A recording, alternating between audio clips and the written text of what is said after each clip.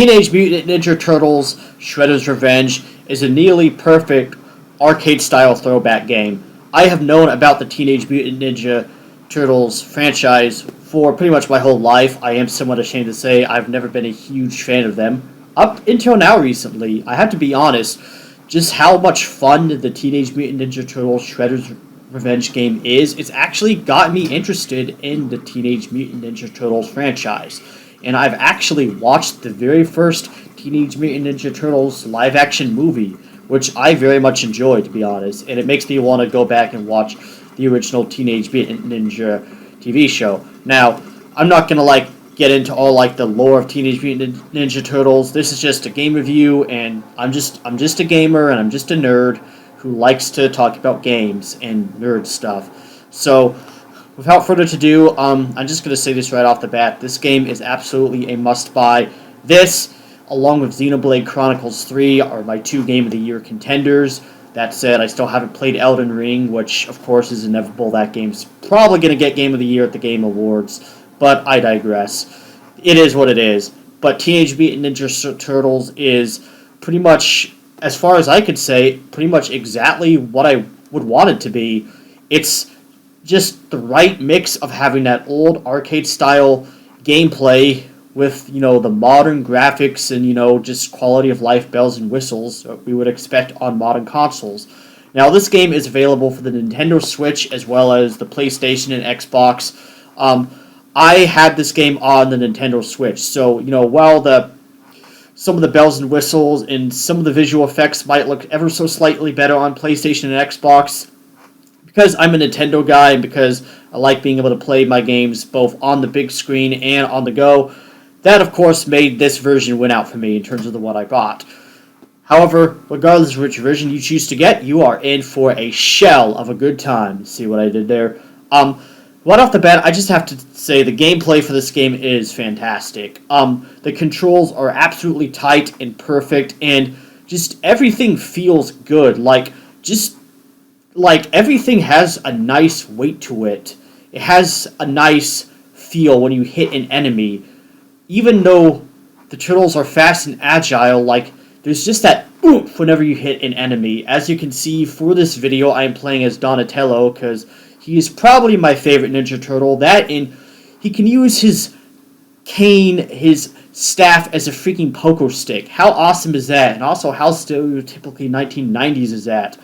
As a man who was born in the 90s, of course, I still have that lingering 90s nostalgia. Go figure. The game controls absolutely great, and what I love about this game is that anybody can pick it up and play, but as with any great game, it's also hard to master, and there's also a lot of secrets, a lot of tricks that, you aren't going to pick up the first time around. In fact, this game, dare I say, it has a bit of that sort of Souls-like quality to its combat, where you can't just hack and slash your way through a stage. Even compared to a lot of old school action games, there are times, particularly later on in the game, where you have to be more methodical, particularly in some of the boss fights and how you approach these boss battles, and I think that's great. And there is, despite the game being fairly linear and fairly old school, there is a good variety of gameplay and a great variety of locations, not to mention, I think, an excellent enemy variety. As you can see, I'm only using the first few stages of this game because I'm a lazy piece of crap, and I wasn't going to go through the whole game again, even though I could have just resumed my save file, but I did. It is what it is, and as you can see, even from these first few stages, there is a lot of variety. Of course, this game is set in New York City, and for all you Turtles fans know, the evil Lord Shredder, Master Shredder, is at it again, up to his miscreantal shenanigans, just trying to be evil all over the place. And his rival, Master Splinter, as well as the 4 Ninja Turtles, Raphael, Donatello, Michelangelo, and the other one, please don't at me in the comments, and April O'Neil, have to team up to stop him yet again. Pretty simple, basic story, but, it's good fun, and frankly, I know one of the things that some people have criticized this game for is its length. which I do not think is a fair criticism at all. This is deliberately a throwback arcade game. Those games aren't supposed to be super long. They're supposed to be lean and mean, as it were, just like the Turtles. They're supposed to be fun, relatively short experiences, but also games that you can play over and over again. Games that all have a whole lot of cool, different, unique secrets to them each time you go back and replay them. And this game has that in spades. It has that same quality that I think Metroid Dread has, despite them overall being very different kinds of games, that while the games are both fairly short, they're also so rich in detail and just so much fun. They just have so many secrets and, like, speed-running potential that it makes them great to go back and replay. And I also have to talk about how much I love the graphics in this game. I just love the sprite-based sort of cartoon graphics that this game has. It looks like an old-school Ninja Turtles cartoon, but on a home console. I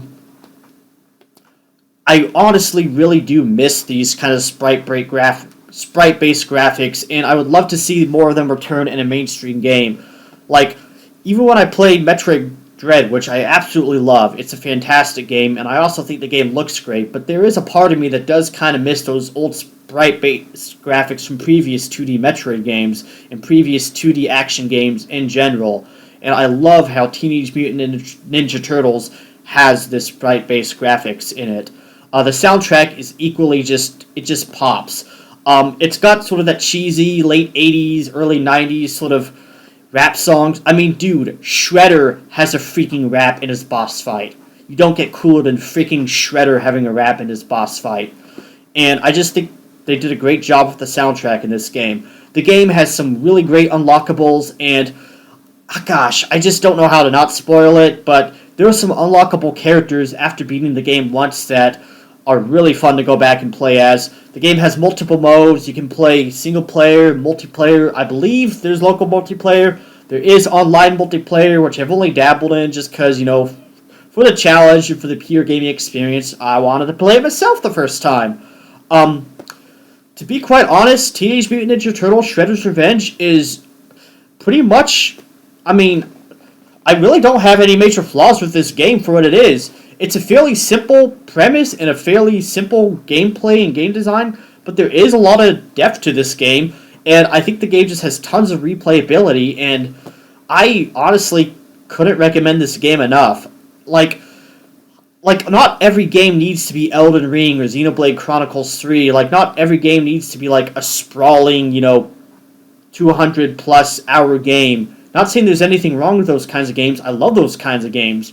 But what I love about gaming is that there are different genres and different varieties. And, some days I'm in the mood to play a Xenoblade Chronicles 3, and some days I just want to kick back and enjoy some wholesome, escapist fun, such as Teenage Mutant Ninja Turtles Shredder's Revenge. Now, I'm not doing review scores anymore, because it ain't going to count for anything on Metacritic, since I'm not even like a, official game reviewer like IGN or whatever, so but also because I really don't think review scores really matter anymore for games. Games are frankly so much more than a review score can give them. I'm just going to say, if you have pretty much any modern console, go get this game right freaking now. Like, this game is a top-notch action arcade beat-em-up, slash-em-up, pogo-stick-em-up, pizza-em-up, whatever you want to call it. It is a shell of a good game.